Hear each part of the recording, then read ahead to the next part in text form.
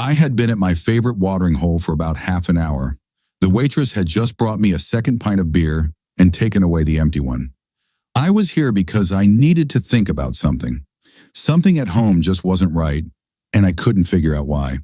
As everyone knows, serious contemplation is best done with a drink. My wife Gloria's behavior had started to change over the past couple of months or so. When I tried to discuss it with her and ask what was going on, she just shut me out. Our sex life had also drastically declined. She began to complain quite frequently about our finances. I couldn't really understand it, as I was earning very good money. We had everything we needed, and there was still plenty left over to enjoy some of the finer things in life. With our investments and other assets, we were worth around $5 million. Everything was going well, but she was acting as if we were just struggling to get by. It's funny because the country club membership I gifted her 6 months ago seemed to mean nothing to her. Yes, I know what you're thinking. I thought the same thing. The most logical explanation is that she's having an affair and is thinking about switching sides. There were a couple of problems with that, though. First, we didn't have a prenuptial agreement. That would mean I'd get screwed in the divorce. Second, I had no proof of her infidelity.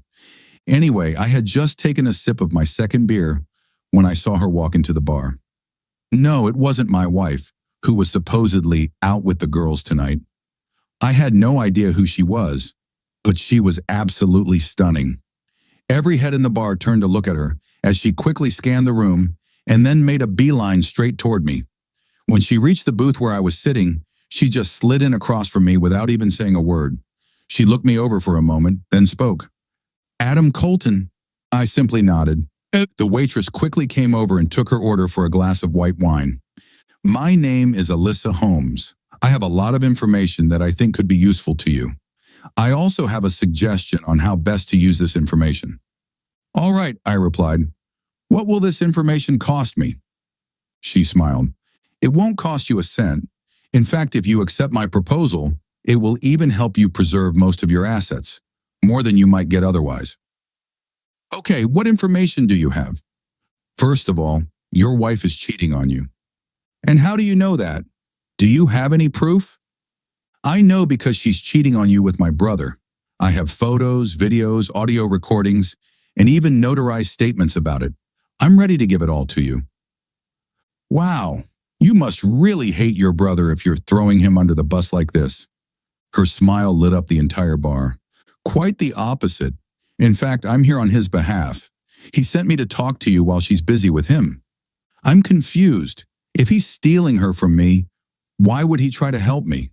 I mean, I've read all those stories about cheating wives, and in most of them, the wife catches the poor guy off guard so he can't prepare and fight back. By warning me, I can start preparing and moving assets to reduce the amount the courts would order me to pay her. Isn't that counterproductive for him? Usually, yes, but this case is entirely different. You see, we don't want you to file for divorce right now, even with this information. By all means, take the opportunity to move assets and do what you need to do. Just don't file for divorce. Don't even let her know you suspect her of cheating. We'll help with the divorce later.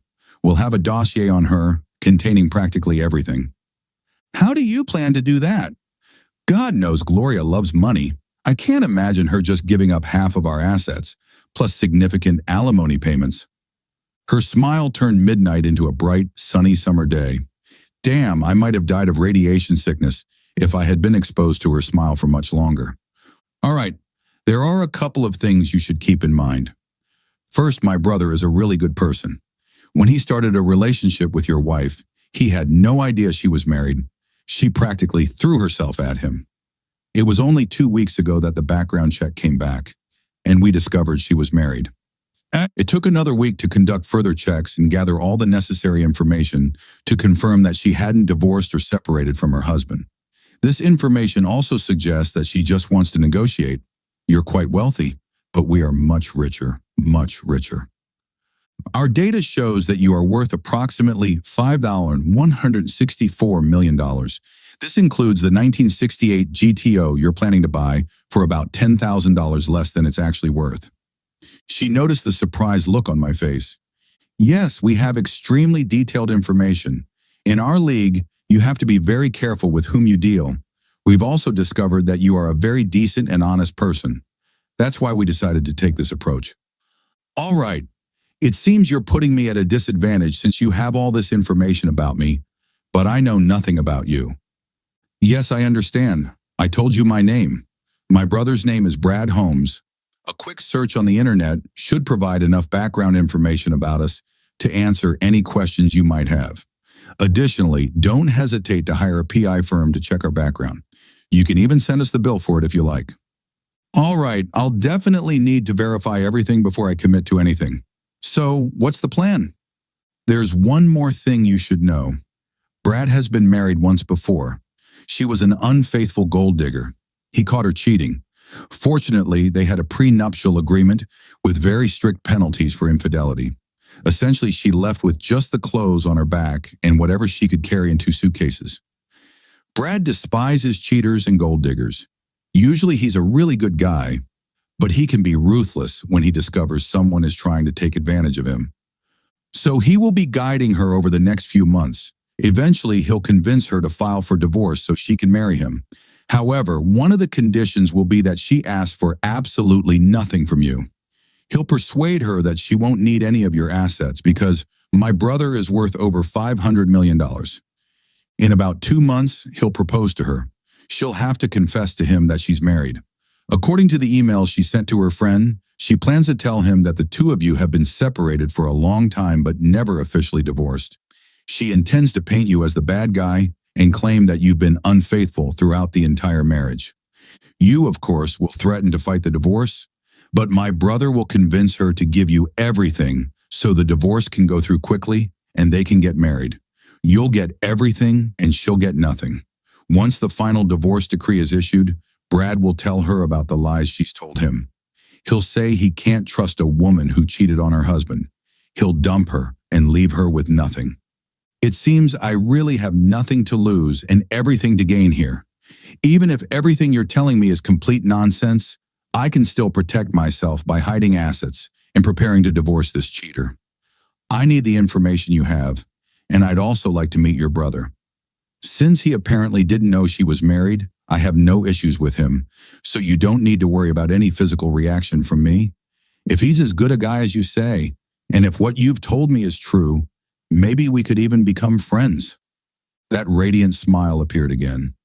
You're a good man, Adam Colton. I think you and Brad will get along just fine. With those words, she finished her wine, stood up, and walked out the door. I would like to thank the Academy for this great honor. Yeah, that didn't happen. Nevertheless, the next 2 months were supposed to bring me an Oscar. I put in just enough effort while having sex with Gloria so that she wouldn't suspect anything. Of course, I was always puzzled by this. Not that I minded. A couple of weeks later, I did meet with Alyssa and Brad over a long lunch. I also managed to have dinner with Alyssa a few times when Gloria was off somewhere with Brad. Gloria and I had turned into more of platonic roommates than a married couple. Alyssa, I hate to do this, but I think we should take a step back for a while. I told her this over dinner, a little more than a month after our first meeting. Really, but we get along so well. Yes, that's exactly the point. Right now we're getting along too well. I'm not like Gloria. I'm a one-woman man. I don't cheat on the woman I'm with. Sure, Gloria and I don't have much of a relationship anymore, but she's still my wife. I just can't start another relationship until our divorce is final. The problem here is that I'm developing real feelings for you. I can't compromise my morals by starting a relationship with one woman while I'm still tied to another. Besides, I care about you so much that I don't want to ruin what we could have by sinking to her level and getting involved before my current marriage is fully over. Alyssa sighed deeply. I understand. You're a good man, Adam. I admire your ethics and your sense of right and wrong. It's one of the things I admire most about you, and probably the main reason I find myself falling for you. To hell with Gloria. She's too foolish to figure it all out anyway. Perfect. We'll step back for a bit, but I'll be damned if I wait longer than necessary. Let's finish dinner, and then you'll take me dancing. Once you drop me off at home, I'll call Brad and tell him to pull the trigger. It's a month earlier than we planned, but Gloria is too stupid to catch on. Seriously? What kind of brainless cheater throws away an amazing husband like you? Alyssa is an enthusiastic dancer. The way her body moved on the floor during fast dances. The way she pressed up against and rubbed against me during slow dances. I'm surprised I didn't soil my underwear several times that night. Even though it was clear we were together, several men approached our table during our breaks to ask her for a dance. It turned out to be amusing. Are you some idiot whose mother never taught him anything? Or are you just a fool with a mediocrity complex? First of all, it would never even cross my mind to dance with a pig like you, who doesn't even have the decency to ask the man I'm obviously with if he would allow me to dance with you. You swaggered over here as if you think you're God's gift to humanity, when in reality, you're just an arrogant jerk who probably couldn't find a woman's organ with a map, GPS, and a Boy Scout guide. I bet you don't even know how to use that tiny thing you're hiding under those rolled-up socks in your pants. After this wannabe Lothario slunk away, a couple of brave souls actually approached and politely asked if I would allow them to dance with her. I replied that she could dance with them if she wished. Alyssa always declined, explaining that she was saving all her dances just for me. Alyssa stole my soul when I walked her to the door that night. She turned, placed her hands on my cheeks, and gave me a soul-stealing kiss. My soul was sucked out of my mouth. She replaced my soul with hers as the kiss deepened. It went on and on. I felt all my life force being drained from me by that one passionate embrace. Eventually it ended, and we were both left breathless. You have no idea how much I want to drag you inside with me, she said with a smirk. Probably about as much as I want to pick you up and carry you inside. Still, it would be wrong, and I can't risk us regretting it later. Just think about how much better it will be for us to wait and do it the right way. You and your damned morals, she smiled. Why the hell did I have to fall in love with someone so damn noble? Alyssa, on the day my divorce decree is finalized, I'll be on my knees at your doorstep, holding a ring in one hand and a signed prenuptial agreement in the other. I'm not here for your money. Even if everything goes wrong and I have to give that cheater most of my assets, I'll still have enough of my own money that I won't need yours. I love you, Alyssa. That's all that matters to me. My ring size is 6.5. Don't worry about the prenuptial agreement. I had my lawyer draft it 2 weeks ago. Just send me your lawyer's contact information and a copy will be sent over. This happened a week later. No, Alyssa and I aren't getting together just yet. It was a Friday evening. I came home from work and found Gloria and Brad sitting on the couch. I noticed Brad's smirk and a barely perceptible nod to me. Sweetheart, Gloria began, we need to talk. Looking at the situation, I pretty much understood what was happening. It also helped that Alyssa had warned me about it earlier that day. The setup included Gloria and Brad sitting next to each other on the couch. 2 glasses and a half-empty bottle of wine were on the coffee table. There was also an envelope made of heavy paper on the table. Yes, just as expected. I walked over to the couch and extended my hand. Hi, I'm Adam. I see you're drinking wine, but I prefer craft beer. I'm going to grab myself a beer. Beer, or do you prefer wine? Nice to meet you. I'm Brad. Actually, I'd prefer beer if you don't mind. Thank you, he replied. I returned a couple of minutes later with some beer. Being a good host, I opened both bottles right in front of them so they could be sure I hadn't tampered with them. After popping the bottle caps and taking a sip, we both sat down, he on the couch as before, and I in my deep armchair. So, I began, what do we need to talk about? All right, Adam, Gloria began. This is probably going to be a shock to you, but I want a divorce. I didn't want this to happen, but Brad and I just fell in love. We're soulmates. I'm sorry, but our marriage hasn't been great for a while, and then I met Brad. It just happened. Now is the time for both of us to end this, so Brad and I can start building a new life together. She even managed to take a few sips and shed a tear. Looks like I'll have some serious competition for the Oscar. She was doing a pretty good job of playing the sorrowful wife. Well, Gloria, this really is a shock to me. Yes, we've had some problems, but that's mainly because you kept shutting me out. I asked several times what was wrong and how I could help. You never gave me an answer. I tried to do more for you. I tried to take you on more romantic dates, but you always had other things to do. I brought you flowers and you just ignored them. When I tried to get closer, you constantly pushed me away. You never once mentioned anything I could do to help fix our problems. I even suggested counseling, but you refused. You said Brad is your soulmate, but you used to say I was your soulmate when we got married. If there was a problem in our marriage, you should have discussed it with me first so we could work on it and fix it, instead of going out and finding another lover. Now, instead of working with your husband to repair our marriage, you're just blindsiding me with divorce papers. I'm not sure that we can't still fix things. No, Adam, it's too late for that. Here are the papers. I've been very fair in dividing the assets. Division of assets? You lie and cheat on me, spending the money I bring home on yourself, and you think you deserve to be paid for that? I work my tail off to provide you with a great life, and in return, you cheat on me and then leave me? That's complete nonsense. Good luck getting the divorce you want anytime soon. If I have to pay you anything, it will be next to nothing. I'm hiring the most expensive legal team I can find with the sole purpose of dragging this out as long as possible and draining as much money as I can, so that when it's finally over in a couple of years, there will be nothing left to pay you, you filthy cheater. That's when Brad made his move. All right, Adam, listen, I'm sorry about this. When we first met, I didn't even know she was married.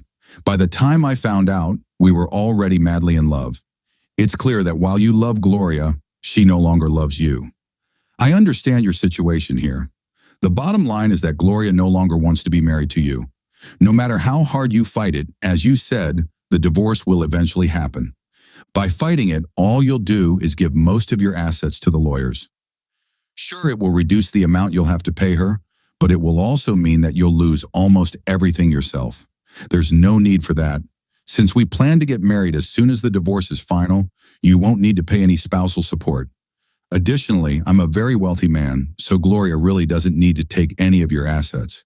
In fact, whatever she gets from the divorce will be just a drop in the ocean compared to the wealth she'll have when she marries me. Look, you keep the house, your pension, all savings and investments, and half of what's in the checking account. She walks away with half of the money in the checking account, all her clothes, personal belongings, and her car. Honestly, she won't really need anything else after we get married.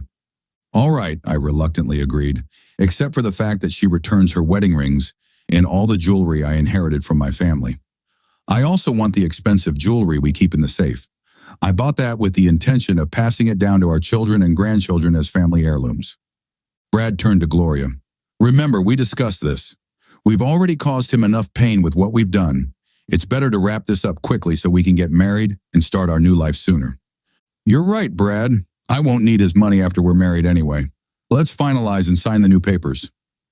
With those words, we toasted to our agreement, and they left.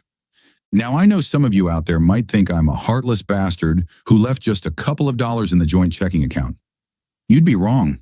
That might have raised her suspicions. We typically kept around $10,000 in the account, so I left it untouched. She had several designer dresses, expensive shoes, and other accessories. Most men don't realize it, but they're giving away quite a bit when they ignore their wife's wardrobe during a divorce.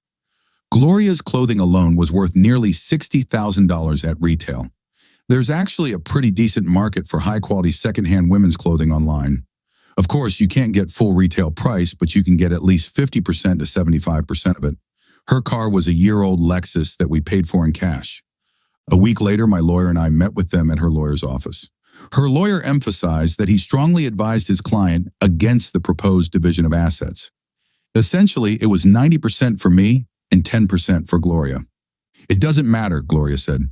As soon as the divorce is final, Brad and I will get married. That will eliminate alimony, and I won't need any other assets anyway. I just want this to be over as quickly as possible so I can move on with my life. We signed all the papers, and he had his notary assistant certify everything.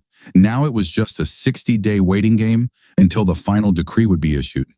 In the meantime, Alyssa and I got to know each other much better. We spent most of our free time together. No, we didn't have sex. God knows we both wanted to, and we came close more than once.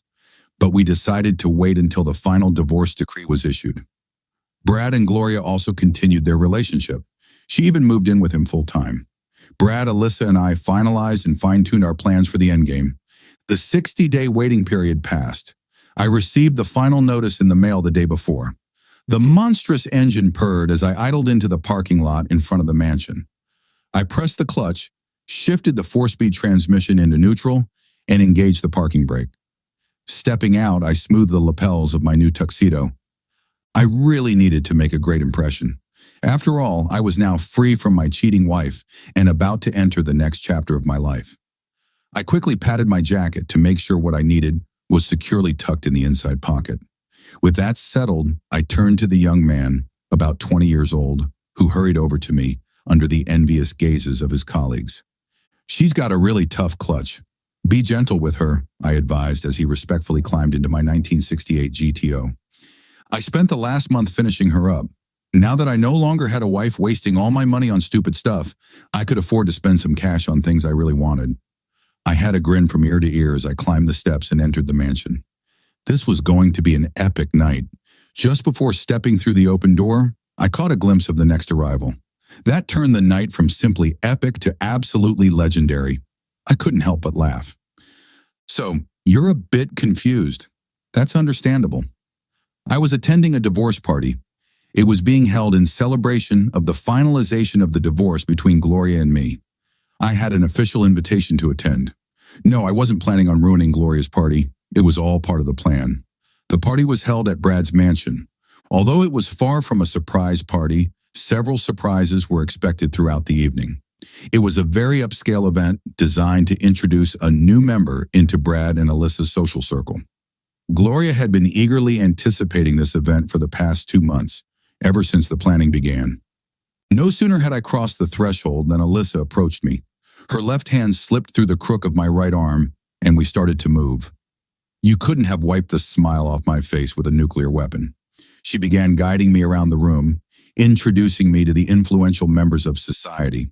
We were halfway around the grand ballroom when it happened. "What the hell is he doing here?" I heard the shrill scream of a very familiar voice. Suddenly, we found ourselves face to face with Gloria and Brad. Needless to say, Gloria wasn't too pleased to see me at her special event. Not only was I the ex-husband she had just ditched, but it would be incredibly awkward if her new man proposed to her in my presence so soon after our divorce. "I'm sorry, Gloria," Brad began, "but it seems my sister and your ex-husband have become something of a topic of conversation. I couldn't refuse her request to invite her boyfriend, since the invitation did, after all, include a +1. "Whatever," Gloria huffed. Then looking at me, she continued, "Just don't cause a scene and ruin this wonderful evening for me." Gloria, I assure you that, in honor of the several wonderful years we spent together, I will be on my best behavior. I understand how much this evening means to you, and I'll do everything I can to make sure we can look back on tonight as the event where you began the rest of your life. I loved only you for many years, Gloria. I'll do everything in my power to ensure tonight catapults you into the new life you deserve. Hey, was it my fault that she misinterpreted what I said? I didn't lie.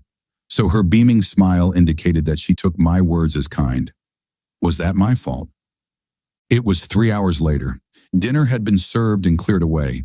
The band was already playing, and there had been plenty of dancing. I was in the middle of the dance floor with Alyssa. Of course, it was all a setup. The couples around us subtly moved aside to give us space. It was the middle of the song when suddenly a spotlight fell on us.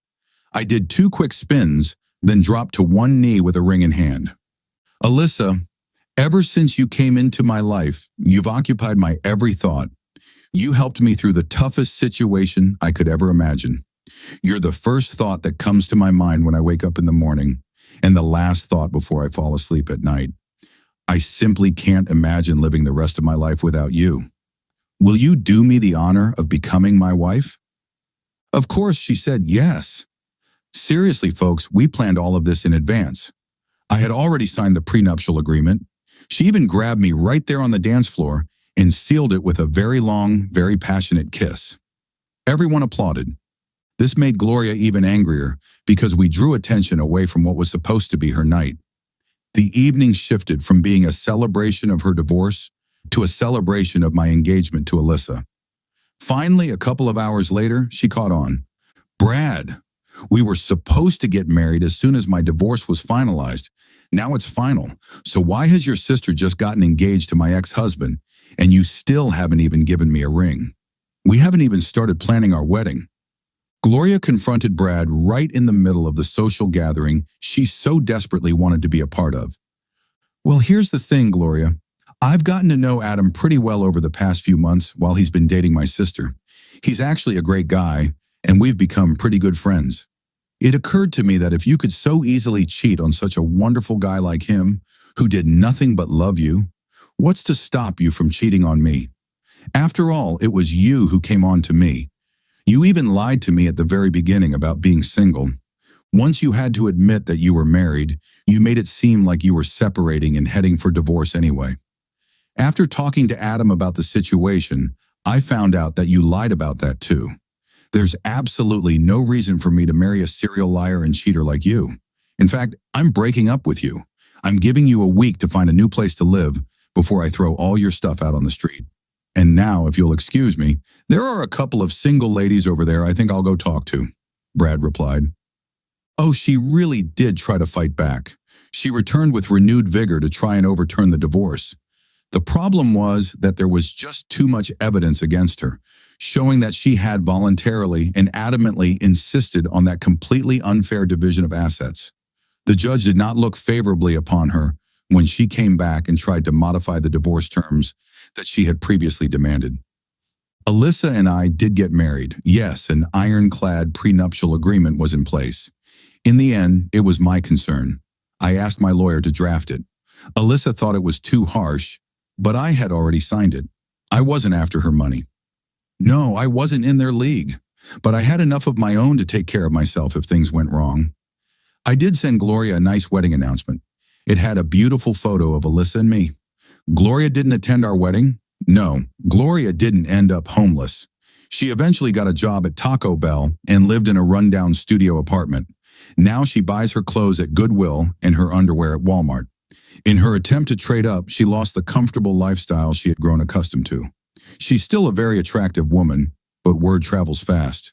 She tried a few more times to snag one of the wealthy single men in town, but they all knew her as a gold digger. I saw Gloria again about a year later. Alyssa and I were returning from dinner at an excellent Italian restaurant on the other side of town. "That looks like Gloria," Alyssa said, pointing to the street corner. And sure enough, when I turned around, there was Gloria. She was standing, leaning against a building. Her hair was styled, but not perfectly. Her chest was barely covered by a too small spaghetti strap top she was wearing.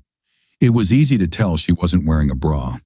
The skirt sat low on her hips and was short enough to barely cover her, and that was only if she stood up straight. The garter straps holding up her stockings were blatantly visible beneath the hem of the skirt. I concluded that the reason she was leaning against the building was that walking in those ankle boots with 7-inch heels must have been quite difficult. In fact, I was surprised I could even recognize her with such heavy makeup. Her lips were painted candy apple red. She wore thick black eyeshadow. I wasn't sure if it was just very thick mascara or if she had on false eyelashes.